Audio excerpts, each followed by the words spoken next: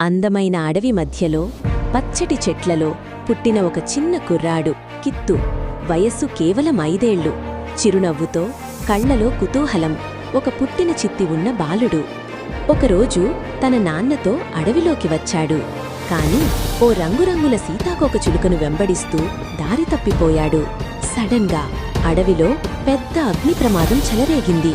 పొగ, మంటలు, వణికే చెట్లు, జంతువులన్నీ పరుగులు తీశాయి. కిత్తు మాత్రం చిన్న గుడ్డిగా మంటల మధ్య ఆగిపోయాడు, అర్థం కాని భయంతో ఏడుస్తూ. అయితే ఆ పొగ మధ్య నుండి ఒక పరాక్రమ శబ్దం వచ్చింది. Foot steps, soft ground. ఒక పెద్ద పులి, అది రుద్ర. అడవికి కాపలాదారిగా ప్రసిద్ధి పొందిన పులి. నిప్పుతో పాటు వచ్చినట్లున్నా దాని చూపులో ఒక అద్భుతమైన శాంతి. కిత్తు భయంతో చూస్తున్నాడు, కాని రుద్ర గర్జించలేదు.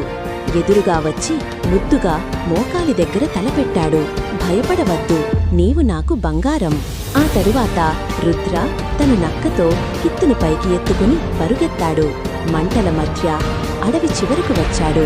అక్కడ కిత్తు తండ్రి ఏడుస్తూ కిత్తు అని పిలుస్తున్నాడు. రుద్ర మృదువుగా కిత్తుని నేలపై ఉంచాడు.